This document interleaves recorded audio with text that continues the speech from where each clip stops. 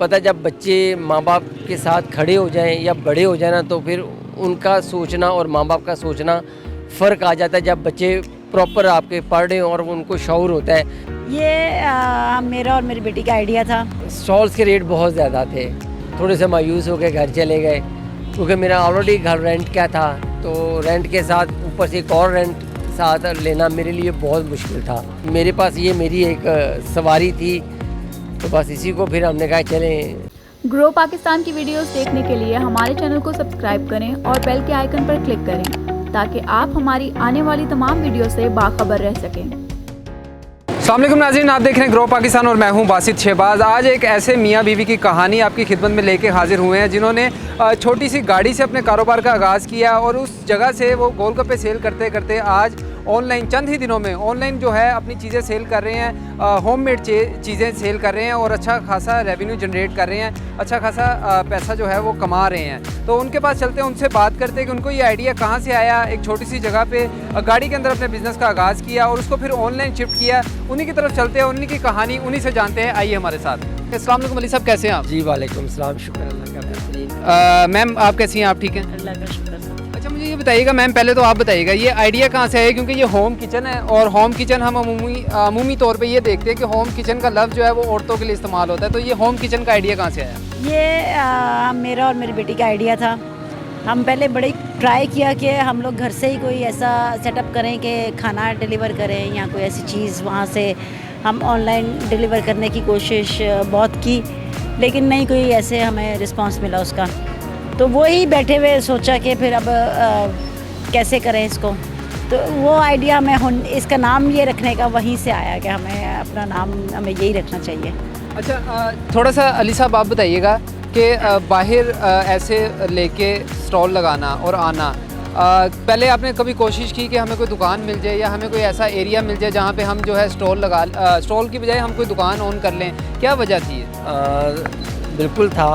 हम लोग जब यहाँ पे स्टॉल लगाने के लिए मार्केट में आए थे तो हमने पता किया था कि ये मार्केट में इसका क्या रेट चल रहा है, क्योंकि यहाँ सब स्टॉल्स लगे हुए हैं तो स्टॉल्स के रेट बहुत ज़्यादा थे। तो नहीं समझ आई, थोड़े से मायूस हो के घर चले गए क्योंकि मेरा ऑलरेडी घर रेंट का था, तो रेंट के साथ ऊपर से एक और रेंट साथ लेना मेरे लिए बहुत मुश्किल था।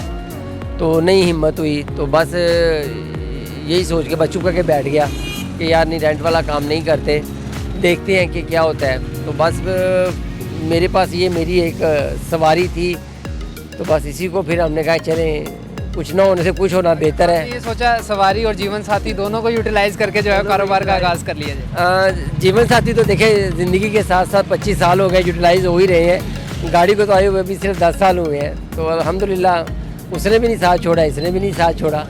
अच्छा मुझे थोड़ा सा ये बताइएगा कि अमूमन हम ये लोग चीज़ देखते हैं कि कारोबार जो है वो लोग जो है प्रेफर करते हैं कि यार हम जॉब छोड़ दें, कारोबार कर लें, या कारोबार की तरफ ना जाएं, हम जॉब करते रहें। अब दोनों साथ साथ मैनेज करें किस तरह?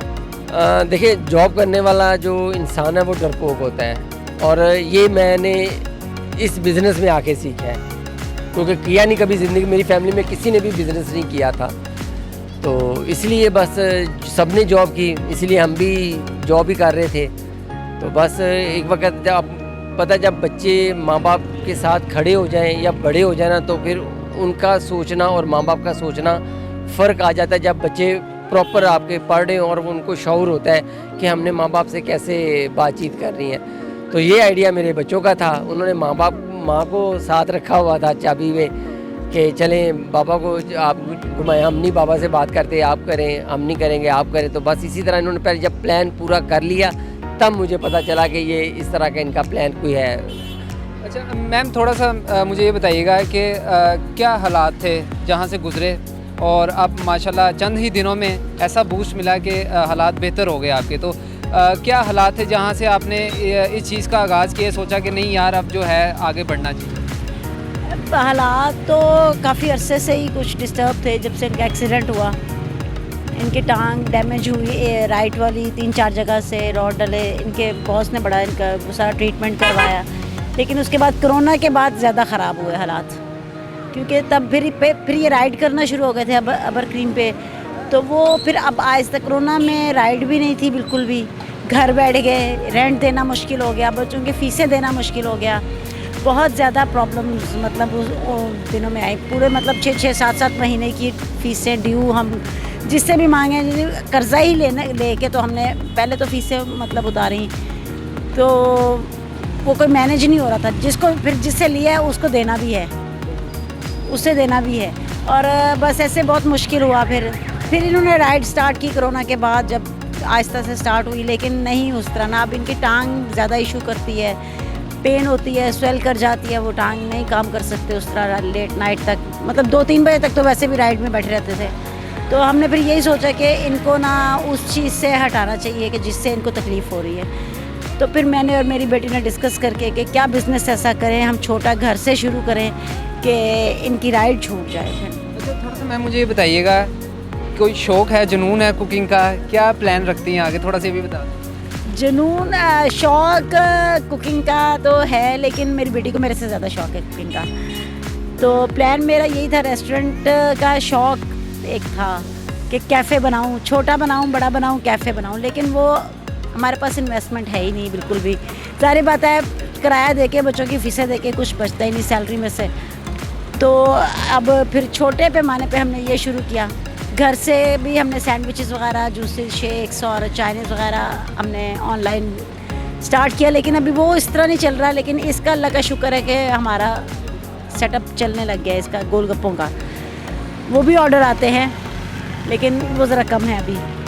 तो बस यही था कि रेस्टोरेंट एक बनाना है, रेस्टोरेंट एक बनाना है, और यही शौक़ है कि आगे रेस्टोरेंट ही इसको रेस्टोरेंट तक लेके जाना है, होम कैंटीन को आपने आगे ले जाके। अब थोड़ा सा मुझे मैम ये भी बता दीजिएगा कि क्या कहेंगी, कुछ लोग ऐसे होते हैं कि साथ छोड़ जाते हैं अपने हस्बैंड का, यार तुम्हारा काम है, जाओ कमा के लाओ, ठीक है, हमने नहीं कमाना, हमारा काम नहीं। आप खुद मैदान में आई, बाहर निकली, क्यों? बस शुरू से इनका साथ दिया जब छोड़ना होता है तब छोड़ती, जब इनका एक्सीडेंट हुआ था।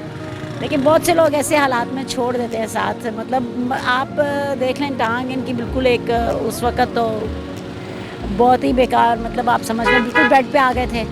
कोई मेरे पास भी जॉब नहीं थी, बच्चे बहुत छोटे थे तब, 6-7 साल पहले। तो अब आप कॉलेज यूनिवर्सिटी में हैं बच्चे, तो उस वक़्त तो बच्चे भी बहुत छोटे थे, घर तब भी रेंट का था, तो उस वक़्त नहीं साथ छोड़ा, तो अब छोड़ने का क्या फ़ायदा।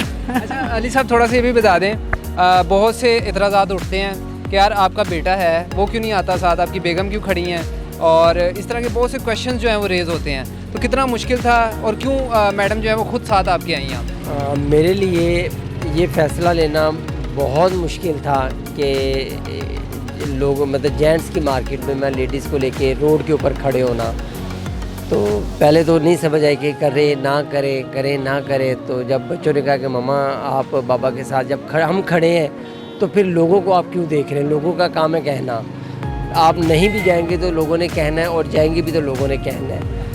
तो पहला दिन जब मैं इनको लेकर आया, अपनी फैमिली को लेकर आया, तो शायद 10 लोग या 20 लोग या 50 लोग ऐसे थे जो मतलब वो उस नज़र से देखते थे जो मुझे भी नहीं अच्छा लग रहा था। मैं अब नहीं अल्फाज दोहराना चाहता, लेकिन शुक्र है कि मेरी फैमिली उस वक्त मेरे साथ खड़ी थी, आज भी मेरी खड़ी है। आज मैं उन्हीं 50 लोगों के बीच में खड़ा हूँ जो वो हमें इज़्ज़त की निगाह से देखते हैं। तो ये हमारे लिए एक बड़ा अच्छा है कि अगर हम ज़्यादा नहीं 50 लोगों को तो चेंज कर पाए हैं ना।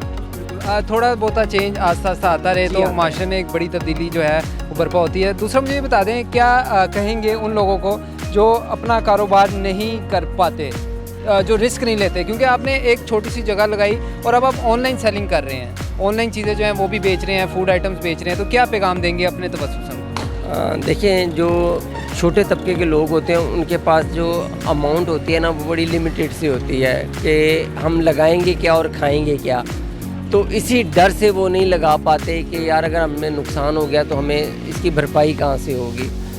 तो मैं यही कहूँगा कि छोटा करें, थोड़ा करें। अगर आपके हाथ में हुनर है, जायका है, चाहे खाने का है या किसी भी और चीज़ का आपके पास हुनर है, अपने आप को आजमाएं ज़रूर। मांगने से कर लेना बेहतर है। मांगने से कर लेना बेहतर है। ये थी जी अली और सुमेरा साहिबा की कहानी जो हम आप तक पहुंचा रहे थे। हिम्मत की कहानी, उसके साथ साथ कारोबार जो इन्होंने जिस तरह इन्हेंस किया, एक छोटी सी जगह से गोलगप्पे की कार के अंदर गोलगप्पे लगा के अपने कारोबार का आगाज़ किया और अब चंद ही दिनों में जो है अच्छा कारोबार जो है और अच्छी इन्वेस्टमेंट के साथ जो है मज़ीद मुस्तकबिल में अच्छे कारोबार करने का इरादा रखते हैं। इसी के साथ अपने मेज़बान बासित शहबाज को इजाज़त दीजिए। मिलते हैं अगले वीडियो में, तब तक के लिए अल्लाह हाफ़िज़।